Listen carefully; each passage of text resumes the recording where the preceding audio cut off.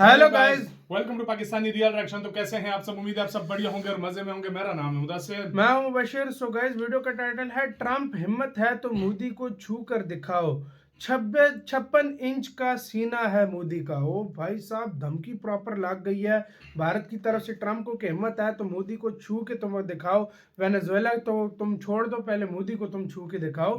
तो भाई साहब, ये ट्रम्प को चैलेंज हो गया। सीना 56 इंच का, ऐसी तो नहीं बोलते मोदी जी का है भाई। क्या सारा कुछ जानते हैं। वीडियो पाकिस्तानी मीडिया इस पे क्या बोल रहा है, तो स्टार्ट। 56 इंच की छाती है मोदी साहब।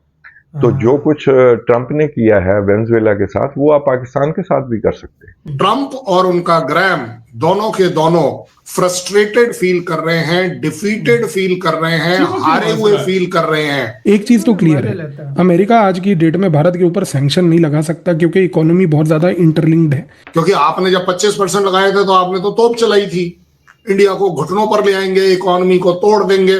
यहाँ तो उल्टा इकोनॉमी राइज हो गई। काश कि हम इंडिया से कुछ सीखें about democracy, about pluralism, about neutrality, about independence, about constitutional law, etcetera. America जाहिर सी बात है कि भारत के ऊपर बल का प्रयोग नहीं कर सकता क्योंकि वो पॉसिबल ही नहीं है इतना ओवरसीज मिलिट्री ऑपरेशन करना। वो जनाब, आप पाकिस्तान से उसको मौलाना मसूद अजहर को भी उठा के ला सकते हैं, हाफिज सईद को भी लेके आ सकते हैं। इंडिया के अंदर वो ताकत दिख गई अब उन्हें कि भाई साहब ये नहीं झुकेगा, ये पाकिस्तान नहीं है जो अपने आप झुका रहा है। इंडिया का जो रोमांस था विद द वेस्ट, अलग दुनिया है यार, क्योंकि it was the perfect example of philosophies, civilisational cultures borrowed from the west. India और मोदी की फितरत में नहीं है कि हम किसी इंडिविजुअल को खुश करें। तो अमेरिका का यहाँ पर गेम प्लान बड़ा क्लियर है कि उनको बेसिकली इस मोमेंट पर एक मैनेजेबल भारत चाहिए, एक डोमिनेंट भारत नहीं चाहिए। पाकिस्तानी एक चीज को याद रखें, हाफिज सईद को कत्ल करने की कोशिश बाकायदा इंडिया का जो यहाँ पर नेटवर्क था उसके जरिए की जा चुकी है। हमें इस हिसाब से बड़े ही एहतियात की और बड़ी ही हिफाजत की जरूरत है। दोस्तों नमस्कार। तो जो कुछ भी वेनेजुएला में हुआ है उसके बाद कई पाकिस्तानियों का यह कहना है कि भारत भी ट्रंप के आगे झुक जाएगा। दोस्तों जरा सोचिए, जो देश 50% टैरिफ लगने के बाद भी ट्रंप के सामने नहीं झुका, वो आगे क्या झुकेगा? पिछले 2 महीने में ट्रंप ने 50 बार भारत का नाम लेकर न जाने क्या क्या कह दिया। कभी जेट्स की बातें करता है तो कभी ऑयल की। यहाँ तक कि ट्रंप ने खुलकर पाकिस्तानियों को सपोर्ट किया, लेकिन फिर भी भारत ने आधे पैसे का भाव भी ट्रंप को नहीं दिया। अब फिर एक बार ट्रंप भारत को टैरिफ लगाने की धमकी दे रहा है, लेकिन फिर से वैसा ही होगा। भारत हाईएस्ट जीडीपी रेट से ग्रो करेगा और ट्रंप को एक और झटका लगेगा। और जो लोग भारत को वेनेजुएला से कंपेयर कर रहे हैं, उन्हें एक बात समझनी चाहिए कि भारत एक न्यूक्लियर पावर कंट्री है और मोदी जी इस वक्त भारत के सबसे पॉपुलर लीडर हैं। तो यूएस से ज्यादा अगर कुछ कर पाएगा तो ये कि टैरिफ और ज्यादा लगा दे भारत पर, उससे ज्यादा वो कुछ नहीं कर सकता। इसी टॉपिक पर चलिए आगे इस वीडियो को देखते हैं। चैनल को सब्सक्राइब और वीडियो को लाइक करना न भूलें। जय हिंद। ट्रंप और उनका ग्रैम दोनों के दोनों फ्रस्ट्रेटेड फील कर रहे हैं, डिफीटेड फील कर रहे हैं, हारे हुए फील कर रहे हैं कि भाई साहब वो 25% काम नहीं आए। क्योंकि आपने जब 25% लगाए थे तो आपने तो तोप चलाई थी, इंडिया को घुटनों पर ले आएंगे, इकोनॉमी को तोड़ देंगे। यहाँ तो उल्टा इकोनॉमी राइज हो गई। इंडियन पब्लिक जो है खुश हो गई। कहां डर फैला हुआ था कि 25% लगेगा और 25% नॉर्मल लगेगा और 50% के हिसाब से अगर हम पर लगेगा तो यहाँ तो महंगाई बढ़ेगी। यहाँ तो भाई साहब टीवी और फ्रिज जो है वो 4 से 6 हजार रुपए सस्ते कर दिए गवर्नमेंट ने। देखिए यार, एकदम से कमर चीमा, अपने देश के लिए आप काम कीजिए और जो अच्छा होगा देश आपको याद करेगा।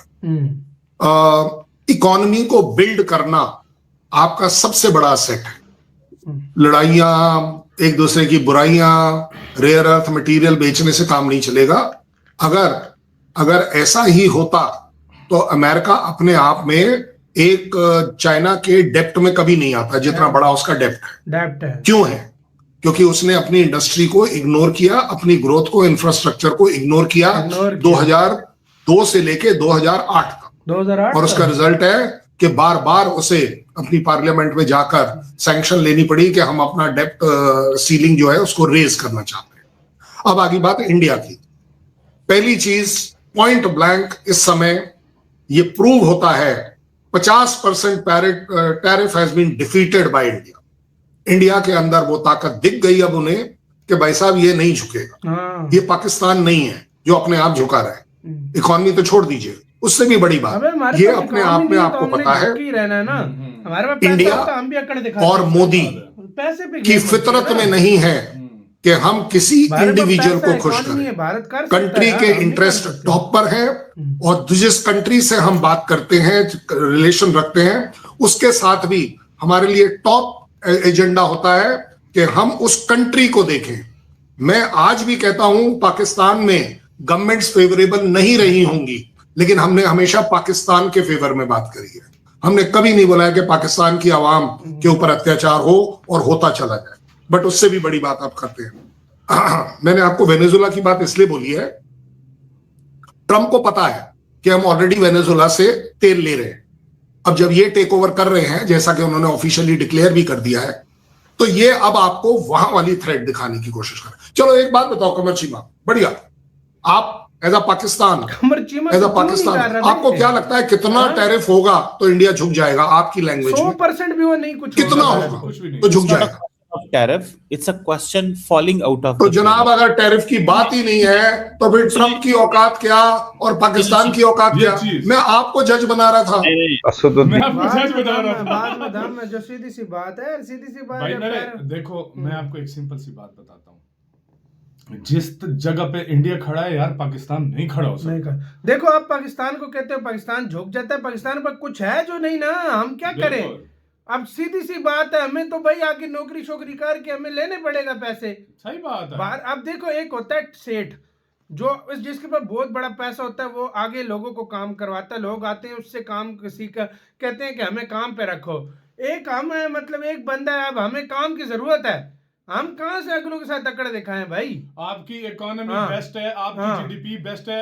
एक मैं आपको सिंपल सा उदाहरण देता हूँ।